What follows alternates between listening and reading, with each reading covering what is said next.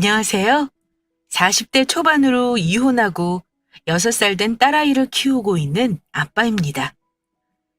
이혼한 지 5년이나 지났지만 마치 어제 일처럼 생생해요. 억울한 마음도 있고 답답한 마음도 있었기 때문일 것 같습니다.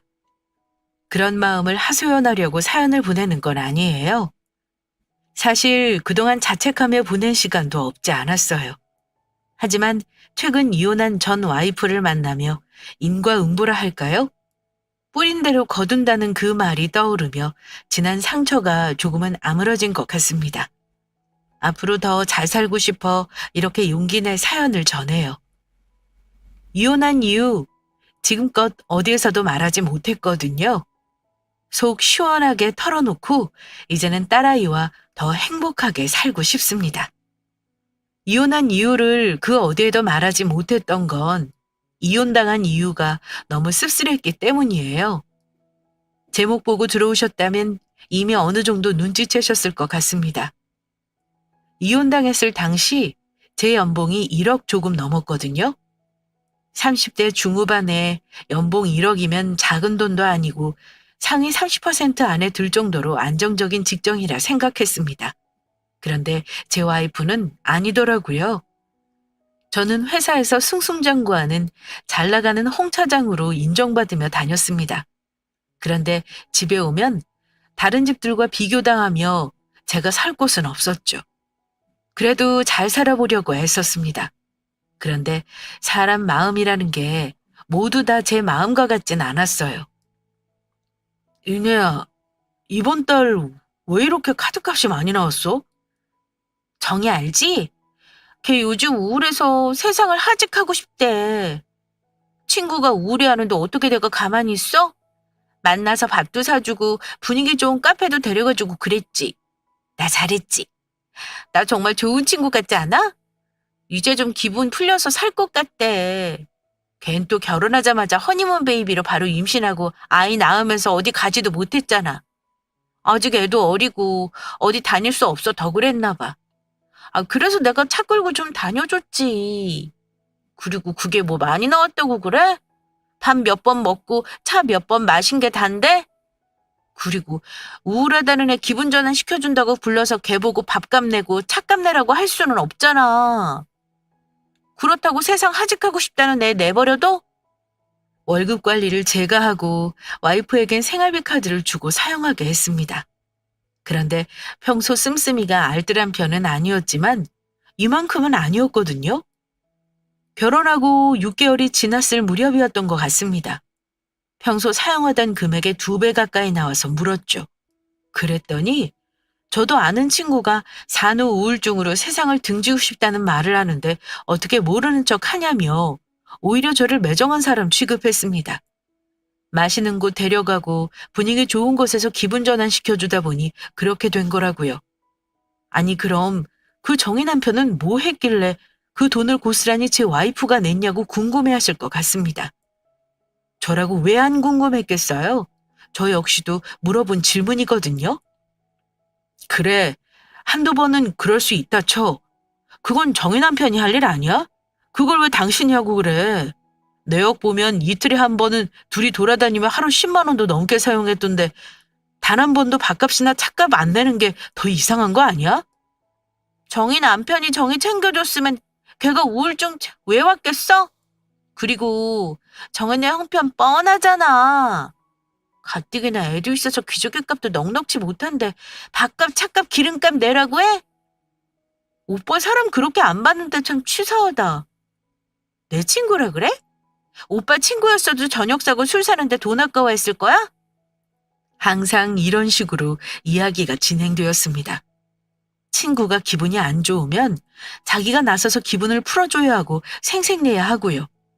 그런 와이프는 좋은 사람이고 그걸 이해 못하고 씀씀이에 대해 이야기하면 치사하고 옹졸한 사람이 되는 건 저였습니다. 당연히 안 된다고 카드 한도를 낮췄어요. 와이프 자신을 위해 사용하는 거면 저 역시도 감당하고 이해하겠지만 다른 사람을 위해 사용하는 정도가 지나치면 힘들다고요. 오빠, 나 언제까지 오빠 눈치 봐야 해? 돈 쓸 때마다 오빠가 또 뭐라고 잔소리하는 거 아닌지 자꾸 신경 쓰여 뭐 하나도 내 마음대로 사지 못하겠어. 친구 만나는 것도 그렇고 한도 좀 올려주면 안 돼? 반찬도 사고 생필품도 사라지면 월 300은 너무 적은 거 아니야? 이내야, 몇 번을 말해. 내 나이에 또래 연봉 1억을 넘어서 월 750 언저리 받는 경우도 흔하지 않아.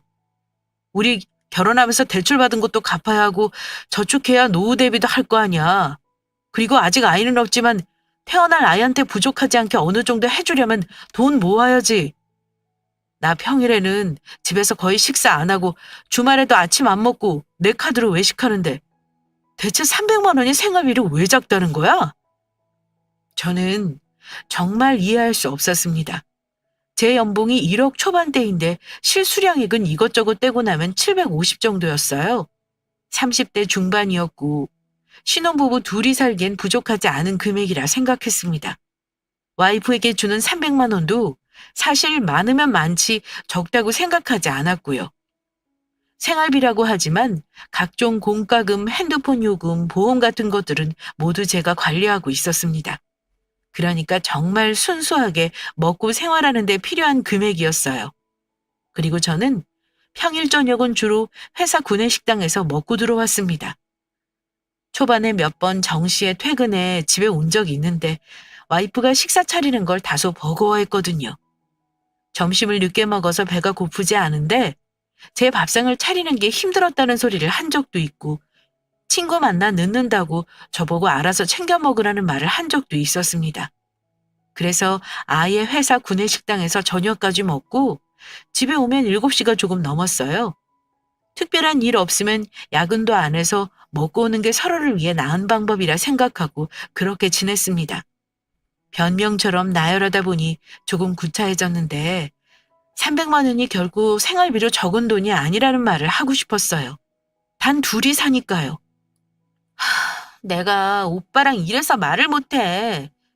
그 돈으로 구찌 가방을 하나 사겠어? 친구들이랑 여행을 가겠어?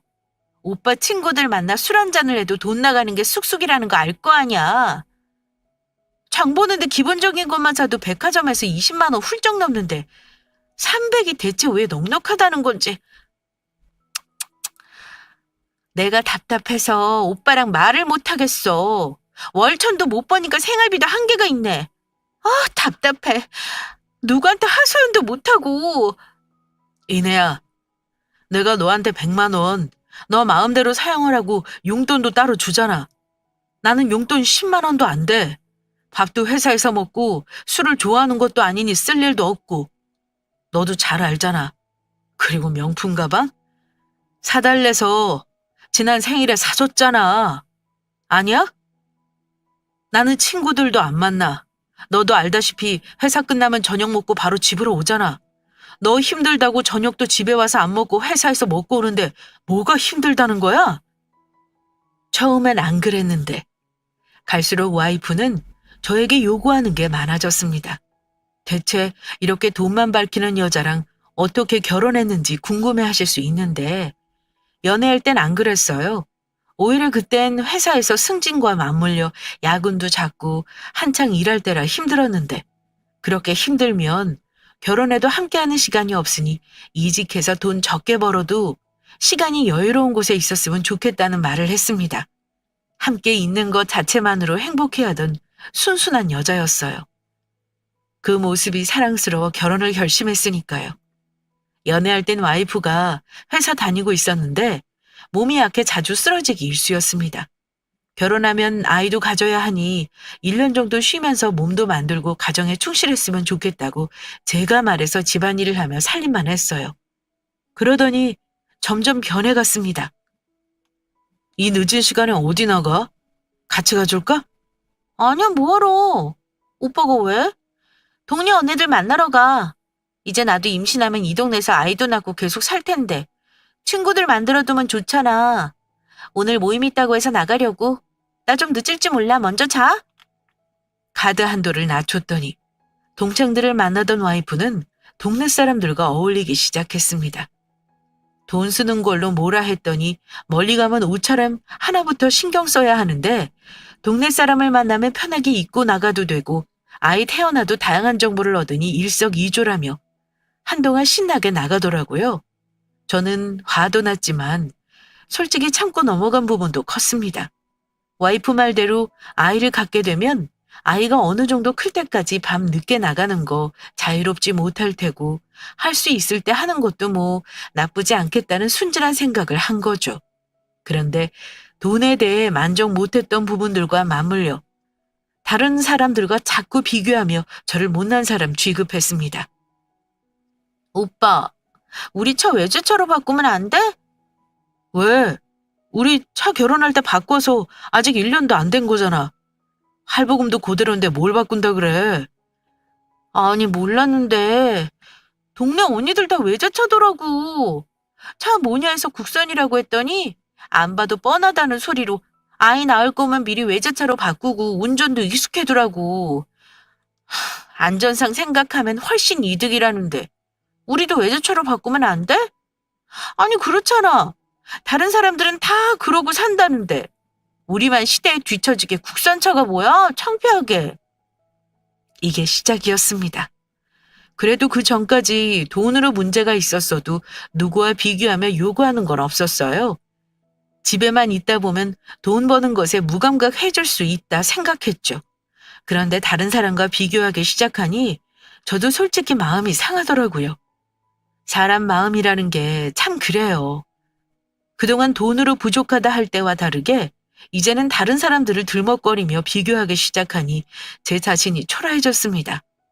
회사에서는 잘 나가며 승승장구하고 인정받았지만 어느 순간부터 집에 들어오면 제가 설 곳이 없었죠. 와이프도 툭 하면 밤에 동네 언니들을 만나러 나간다고 해서 몇 번 싸워도 봤지만 달라지는 건 없었습니다.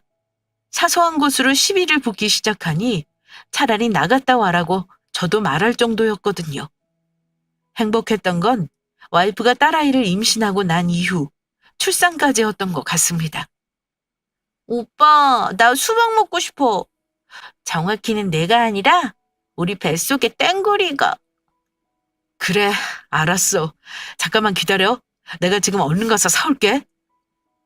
임신을 한 걸 안 순간 와이프는 밤늦게 동네 언니들을 만나러 가는 걸 딱 끊었거든요. 다른 신혼부부들처럼 그 순간만큼은 지금 기억해도 행복했습니다. 퇴근하고 집에 오면 와이프가 반겨주었어요. 여느 부부들처럼 앉아 TV를 보다 갑자기 먹고 싶다는 게 생기면 저는 그게 몇 시든 일단 나가서 어떻게든 구해왔습니다. 이건 하나의 노하우인데 회사 이사님이 저에게 전수해준 비법이 있었어요. 마트도 열지 않은 야심한 밤 와이프가 과일 먹고 싶다고 하면 술집 모든 과일을 사가라고요. 술집을 즐겨가지 않아 처음엔 다소 어색하고 부끄러웠는데 와이프가 임신하고 뱃속에 우리 아이가 먹고 싶다는 생각을 하자 별게 아닌 게 되었습니다. 와이프가 행복하고 건강한 아이가 태어날 수 있다면 전 무엇이든 할 수 있었으니까요. 그렇게 임신 기간은 내내 행복했습니다. 퇴근에 집으로 가면 하루가 다르게 배불러 오는 와이프의 부은 다리를 밤새 주물러주며 쪽잠을 자도 앞으로 미래를 생각하며 마냥 설레었으니까요. 응애 응애. 축하합니다. 딸이에요. 그렇게 딸아이가 태어났습니다.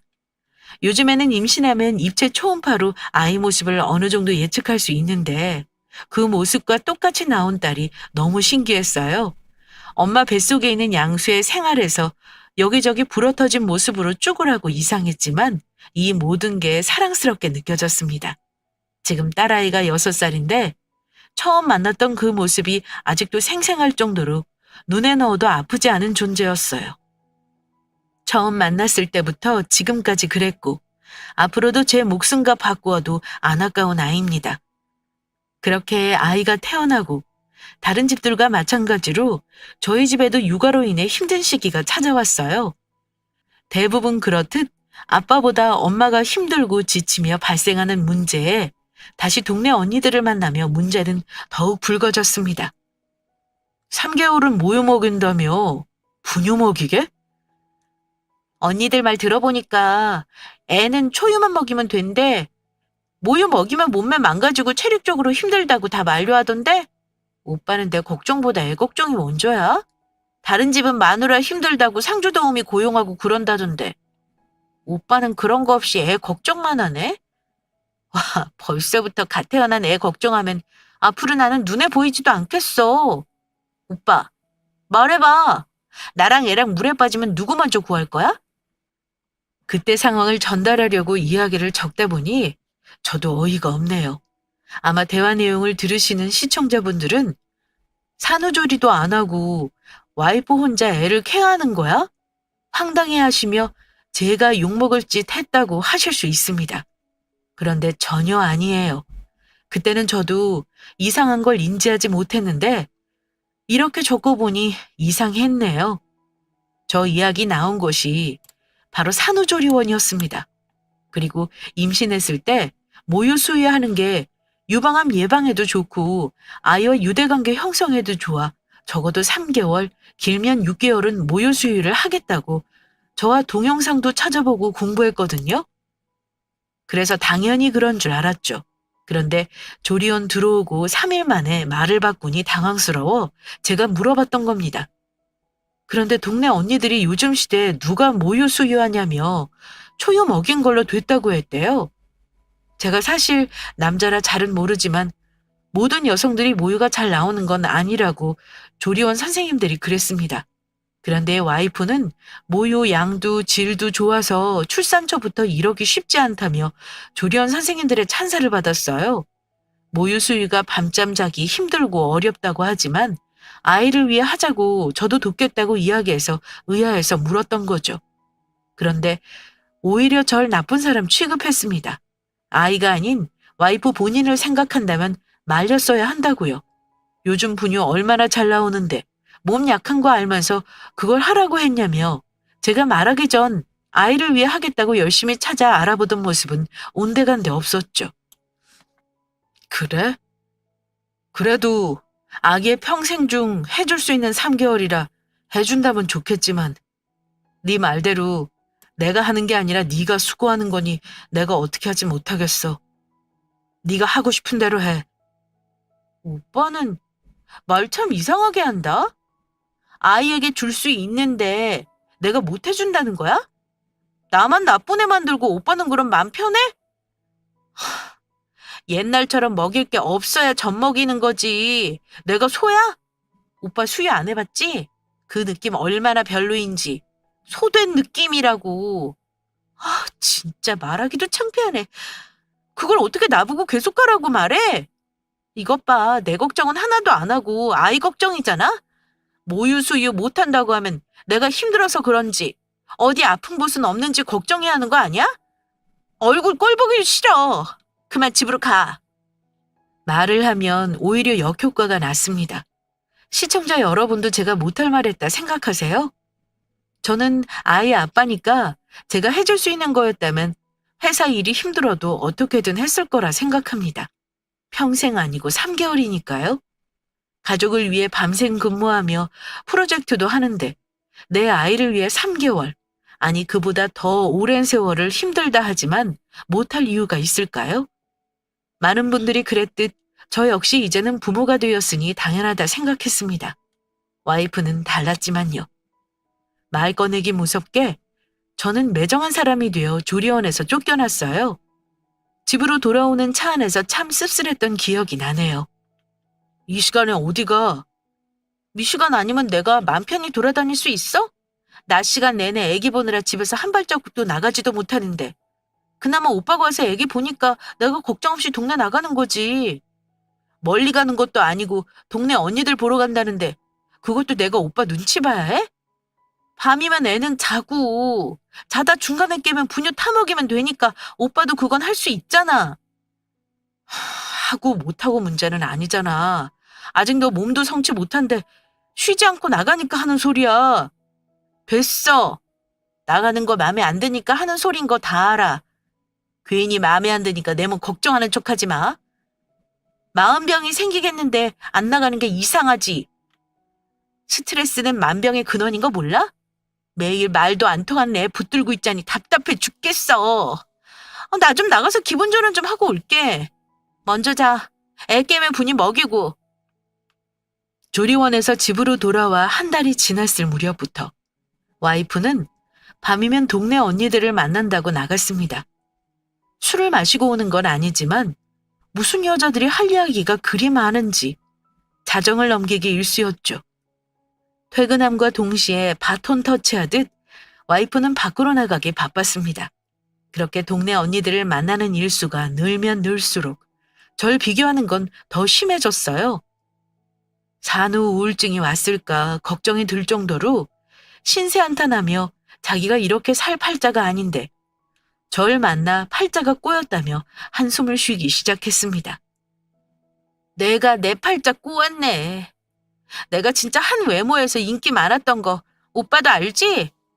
오빠 착하고 안쓰러워서 내가 곁에 있고 싶었는데 내가 철이 없었어. 그 돈 버는데 옆에 어떻게 있어?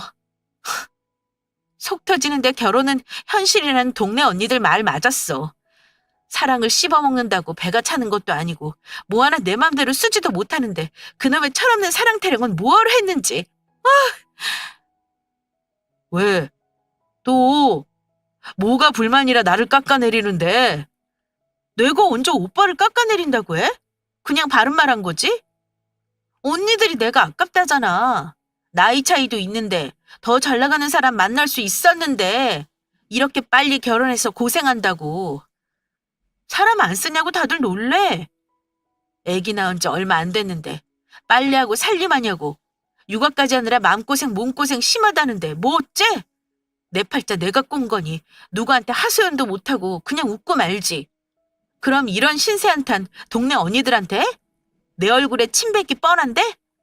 그냥 오빠니까 대나무 숲에 떠드는 것처럼 말하는 거지. 이런 것도 못하게 하면 결혼은 대체 왜 한 거야? 돈도 맘대로 못 써. 애 낳고 살림도 내가 다 해. 하고 싶은 말도 가려 하라 해. 말해 뭐해. 나 나갔다 올게. 언니들 만나 기분 전환 좀 해야지.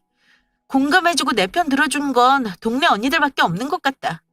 그나마 진짜 언니들 말 듣고 모유수유 안 했으니 이렇게 밤에라도 자유롭게 나갈 수 있지. 내 맘 알아주는 건 남편이 아니라 동네 언니들 뿐이네. 오빠는 공감이라는 거 모르지? 그러니까 내가 이렇게 속이 터지지. 돈도 맘대로 못 써. 마음도 공감해주지 못해. 자나깨나 나보다 애 걱정만 해. 내가 이놈 집구석에 편하겠냐고. 출산하고 육아로 이어지는 와이프가 안쓰러워 집안일은 제가 전담했습니다. 여자들이 임신과 출산을 거치며 생각보다 정신적인 스트레스를 많이 받는다는 걸 들었어요. 변화가 한순간에 생겼으니 그럴 수도 있다 생각했습니다. 그래서 가능한 한 많이 도와주고 싶었고요. 낮 시간 6시간 정도 산후 도우미 겸 육아 도우미가 오시지만 집안일을 봐주는 건 아니니 내가 해야 하는 부분들이 있었습니다. 퇴근하면 집안 청소와 빨래를 하고 와이프가 다음날 먹을 밑반찬을 만들죠. 와이프 입맛이 까다로워 파는 반찬이나 누가 해주는 음식 잘 못 먹어서 국이나 간단한 나물 반찬을 만들어 두고 가거든요. 그래서 저는 와이프가 받는 스트레스가 줄어들었을 거라 생각했는데 그건 저만의 착각이었습니다. 오빠, 나랑 이야기 좀 해. 무슨 이야기? 왜 어디 바람이라도 쐬러 가고 싶어? 나 이대로는 못 살겠어. 이대로 못 살겠다니? 그렇게 결혼하고 2년 6개월 정도 지났을 무렵 딸아이가 태어난 지 100일이 다 되어가는 날이었습니다. 늘 평일 밤이면 동네 언니들을 만나러 나간다고 어린 딸아이를 집에 두고 나가던 와이프가 퇴근한 저를 보자마자 거실 소파에 앉더니 이야기 좀 하자고 했어요. 평소와 다른 느낌이라 혹시라도 여행에 가고 싶은 건지 물었습니다. 임신 전 동네 언니들과 여행을 다녀온다고 이야기했는데 임신을 하면서 계획에 차질이 생겼던 게 기억났거든요. 그런데 평소 다른 집과 비교하며 저를 못난 사람 취급했던 그 뉘앙스와는 사뭇 달라진 말투로 이대로 못 살겠다 말했습니다. 저는 당황했어요. 이대로 못 살다니. 못 살겠어도 정말 헛군데 돈 한 푼도 안 쓰고 성실하게 살고 있는 남편이고 아빠인데 말입니다. 나도 살고 있는데 못 산다니. 제 귀를 의심해서 되물었더니 와이프의 말이 가관이었어요. 아이 용품 하나 사는데도 돈 생각하면 마음대로 살 수 있는 게 없고 답답해서 못 살겠어. 동네 언니들 보면 하고 싶은 거 다 하고 사는데 나는 이게 뭔가 싶어. 결혼 초에도 월 1,000만 원도 못 벌어서 둘이 사는데도 힘들었는데 이제 애까지 생겼으니 더 힘들 거 아니야. 동네 언니들이 앞으로 애 커가면서 필요한 돈 많다며 나보고 맞벌이라도 하래. 말이 돼? 얼마나 내가 불쌍하면 그런 소리를 하겠어?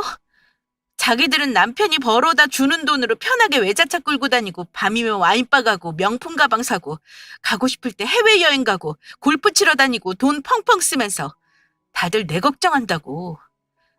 내가 그 언니들보다 나이도 더 어리고 외모도 더 이쁜데 내가 오빠 만나 이러고 산다고. 안 되고 불쌍하대. 나 이대로는 못 살아. 더 늦기 전에 이혼하고 돈 많은 남자 만나 호강할 거야. 보란 듯이 잘 나가는 남자 만나서 동네 언니들 코도 납작하게 만들어줄 거야. 지들이 나보다 잘난 게 뭐 있다고? 얼굴에 주름도 자글자글하고 키도 작고 못생긴 것들이 어디서 누굴 불쌍하다고 우는 애? 나 이렇게는 못 살아. 오빠보다 더 능력 있는 남자 만나서 인생 역전할 거라고. 우리 이혼해. 결혼 초부터 제 월급으로 생활하는 걸 힘들어하는 아내는 결국 이혼을 선언했습니다. 결혼 초부터 제 월급이 작다고 불만을 토로했던 와이프였기에 마음을 되돌리기 어렵다는 건 저도 알아요. 동네 언니들을 만나러 갈 때부터 가정에 대한 애착이 없다는 건 진작 눈치챘고요. 위태로운 외조를 타는 느낌이었지만 저만 참으면 괜찮아진다 생각했죠. 어리석었지만요. 시간이 지나면 나아지겠지, 아이 생기면 나아지겠지 생각했던 저의 기대는 결국 물거품이 되었습니다. 이혼하자고 화가 난 듯 저에게 답을 재촉하는 와이프를 한참 동안 물끄러미 바라봤어요. 어떻게 답해야 할지 모르겠더라고요. 아이를 위해 매달려 볼까? 야간 대리운전이라도 뛰어서 와이프가 부족해하는 돈을 채울까? 그 와중에도 전 가정을 지키고 싶다는 마음이 강했습니다. 이제 한나 100일인데 아이에 대한 마음은 하나도 없어? 아이가 문제야? 거봐. 나에 대한 걱정, 미안함 이런 거 하나 없지? 이혼하자는데 돈 더 잘 벌어주겠다. 그동안 마음 몰라줘서 미안하다. 난 너 없이 못 산다가 아니라 아이에 대한 마음이 없냐고? 오빠 같으면 생기겠어? 이렇게 내가 온전히 설 공간이 없는데? 내가 못 살겠는데 애가 눈에 들어오냐고. 내가 살아야 내 자식도 사는 거 아니야? 하루하루 내가 말라 죽는 것 같은데 내 눈에 한나가 들어오겠어? 끝까지 와이프는 이기적이었습니다. 모성애가 없으면 아이에 대한 애착도 없다더니 제 와이프가 그랬어요. 산후도우미가 오고 있어서 낮에는 아이 분유를 도우미 분이 주시고 퇴근하고 오면 제가 저녁에는 주니까 아마 와이프는 아기 기저귀 분유 한번 제대로 준 적 없겠구나 싶었어요. 참 신기했습니다. 그 순간도 이렇게 글로 쓰는 지금도 제3자가 본다면 화도 나고 답답한 상황인데 저는 차분해졌거든요. 제가 어떻게 할 수 없다는 걸 아니까 무기력해지면서 눈물도 안 났어요. 그냥 사라지고 싶었습니다. 모든 걸 되돌리기엔 너무 늦었고 이혼을 이야기하는 와이프에게 어떤 대꾸를 하기엔 제 마음도 이미 너무 상했으니까요. 그때 배고픈지 칭얼대는 아이 울음소리에 정신이 번쩍 들었어요. 제가 살아야 할 이유가 너무 분명해졌습니다. 주방으로 가 아이 분유를 타며 와이프에게 말했어요. 그래, 그러자. 그게 마지막이었습니다. 와이프는 제 말이 떨어지기 무섭게 이혼했던 이혼 서류를 꺼내 식탁 위에 올리고 안방으로 들어가 짐을 싸더니 집을 나갔어요. 그렇게 결혼 생활은 끝이 났죠. 아이에 대한 양육권까지 포기한다고 이혼 서류에 적혀 있었습니다. 허망했던 결혼 생활을 정리하기 위해 빠르게 살던 집을 내놓고 이사 갔습니다. 연락처도 바꿨어요. 와이프를 다시 마주할 힘도 없었고 저에겐 지켜야 할 아이도 있으니까요. 본가 근처로 옮겼습니다. 혼자 아이를 감당할 자신이 없었거든요. 어린이집을 보내기엔 아직 아이가 어려 적어도 1년 정도 더 보살핌이 필요하다 느꼈어요. 그렇게 하루하루 지내다 보니 어느새 1년이 가고 2년이 가고 5년이라는 시간이 흘렀습니다. 버티다 보니 견딜만 했어요. 와이프의 자리는 와이프를 똑같이 닮은 딸아이가 메꿔주고 있었어요. 가끔 아이를 볼 때마다 마음 한켠이 아련하기도 하고 와이프가 했던 저를 비난하는 말들이 생각나 씁쓸하기도 했습니다. 그런 생각들이 점차 뜸해지고 있었지만 한순간 떠오르는 기억들은 5년 전 집을 나간 와이프와의 순간에 머물러 있는 듯 했어요. 어서 오세요. 주문도... 오빠. 그러던 어느 날 딸아이를 데리고 시내 나갔다가 평가가 좋은 식당이 근처에 있어서 이른 점심을 먹기로 했습니다. 식당에 들어가 자리에 앉았고 안쪽에서 물병을 들고 젊은 점원이 주문을 받으러 왔죠. 어느 식당에서나 볼 수 있던 풍경이라 익숙하게 지나치고 있었는데 메뉴판을 건네는 점원의 목소리가 떨렸습니다. 그리고 오빠라고 부르는데 낯익은 그 목소리에 저도 모르게 딸아이에게 눈이 먼저 갔어요. 보여주고 싶지 않은 사람을 마주해 딸아이 걱정이 먼저 들었거든요. 죄송합니다. 다음에 다시 올게요.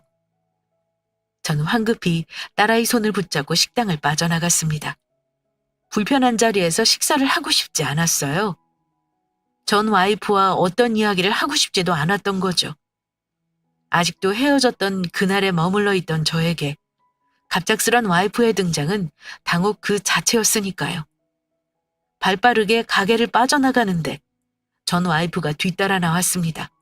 그러면서 저의 팔을 붙잡는데 저는 그 팔을 뿌리치고 할 말도 없고 듣고 싶은 말도 없다고 매정하게 굴었어요. 딸아이가 그런 제 모습이 어색했는지 갑자기 울음을 터뜨렸습니다. 당황한 저는 딸아이를 안으며 달랬어요.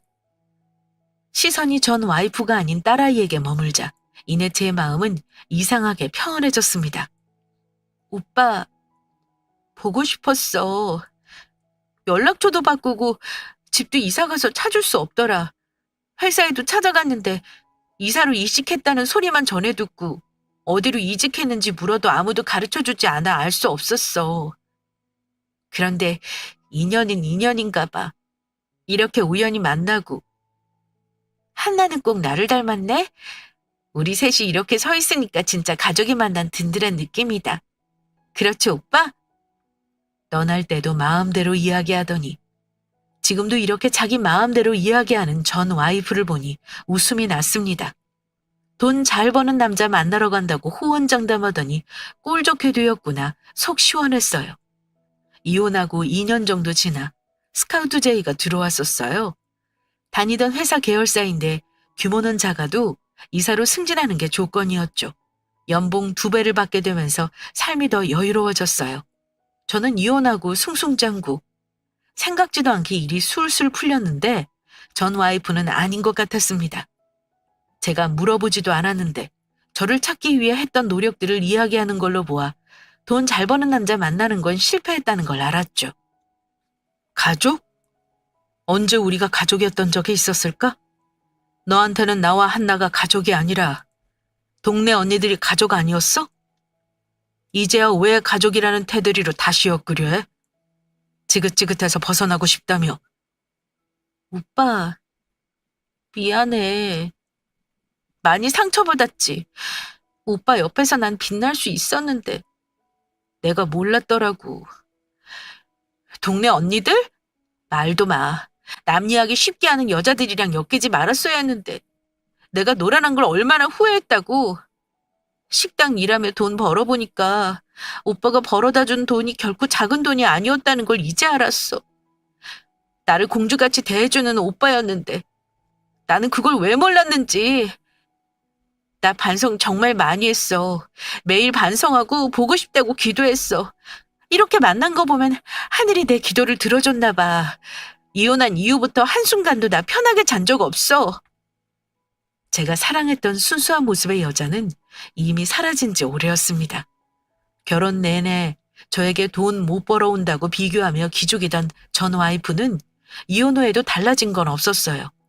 저에 대한 배려, 미안함은 온데간데 없이 자기 위주의 사고방식으로 이렇게 또 이야기했으니까요. 결혼 전 일을 안 했던 것도 아니고 돈 버는 게 힘들다는 걸 정말 몰랐냐고 되묻고 싶었습니다. 하지만 이내 마음을 접었어요. 의미가 없다는 걸 아니까요. 어떻게 뭘 다시 하고 싶은 것도 아닌데 다 지난 일을 시시비비 따질 필요성이 없었습니다. 오히려 지난 시간 동안 5년 전 전 와이프가 나갔던 그 거실에 머물러 있는 제가 그곳을 벗어나는 걸 느꼈어요. 다행히 이 여자가 불행해서 마음이 평온해졌습니다. 나와 우리 딸아이에게 불행을 안겨준 사람이 불행하다는 이유 하나만으로 저는 더 이상 바라는 게 없었죠. 네가 바라던 돈 1,000만 원, 신기하게 너랑 이혼하고 나니 벌게 되더라. 널 공주로 만드는 게 나였는진 몰라도 날 왕자로 만드는 건 네가 아니었어. 너랑 다시 합칠 일 없어. 꿈꾸지 마. 결혼 내내 집에서도 앞치마 맨 적 없는 네가 식당에서 앞치마 메고 있으니 참 잘 어울린다. 앞으로 열심히 돈 벌면서 힘들 때마다 나에게 했던 말을 떠올려봐. 다행이야. 얘 속담이 맞아서 남의 눈에 피눈물 흘리게 하면 내 눈에도 피눈물 흘린다잖아? 넌 내 눈에만 피눈물 흘리게 한 거 아니고 내 딸 한나 눈에도 피눈물 흘리게 만들었어. 앞으로 속죄하고 살아. 오빠, 오빠. 전 제 말을 하고 빠르게 자리를 피했습니다. 아이를 안고 있어서 말은 많이 하거나 오래 있고 싶지 않았어요. 연애 때 결혼 생활 중 저에게 볼 수 없던 모습을 봐서 그런지 전 와이프는 저를 잡지도 못했습니다. 그 자리에 서서 저를 몇 번이나 부르는 게 전부였죠. 그렇게 전 와이프를 우연히 만나면서 오랜 시간 마음에 응어리진 모든 것들을 털어낼 수 있었습니다. 신기하게 전 와이프를 보고 난 뒤 아이를 보는 마음이 더 편해졌어요. 저도 모르게 비교당하며 자존감이 많이 하락되었던 것 같아요. 떳떳하게 전 더 잘 나가지고 전 와이프는 자기 복 자기 갖자 후회하고 있으니 속 시원합니다. 흔히 연애할 때 모든 걸 아낌없이 주면 헤어진 이유가 미련이 없다던데 제가 그런 것 같아요.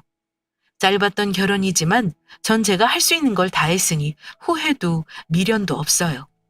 후회하는 사람들을 보면 그 시절로 돌아간다면 더 잘할 수 있을 거라는 말 하던데 저는 그 시기로 돌아간다고 해도 그때처럼 살 자신이 없거든요. 오히려 전 와이프가 제게 다시 시작하자고 매달리는 걸 보고 나니 짧은 결혼 열심히 살았구나 안도감이 듭니다. 쓸데없는 자기 위안일 수 있는데 이런 것도 세상을 살기 위해 필요한 것 같아요. 이제는 정말 하늘 아래 저와 딸아이 둘뿐이니까요. 딸이 커서 아빠 힘내라고 의지가 돼주기 전까진 제가 저에게 힘을 북돋아주며 버텨야 한다 생각했습니다. 그래서 서툰 글을 써가며 사연 전해요. 부모님한테 이혼했다는 사유 제대로 못 전했거든요. 다 큰 아들, 회사에서 인정받으며 회사 생활 잘한다고 자부심 가진 부모님이신데 제 월급이 적다고 이혼하자고 했다는 말을 어떻게 해요? 아마 누구에게도 말 못하고 혼자 버티려 해서 마음의 병이 더 생겼던 것 같습니다. 이제는 시간이 지난 만큼 무뎌지고 전 와이프를 본 후 상처도 치유되었지만요. 누군가에게 응원을 받고 싶어졌어요. 세상에 내 편이 있다는 든든함, 저 열심히 잘 살아왔다는 응원, 이런 힘이 그립네요. 저에게 힘 팍팍 실어주세요. 딸아이 남부럽지 않게 키우며 앞으로 더 열심히 살겠습니다. 사연 들어주셔서 감사해요.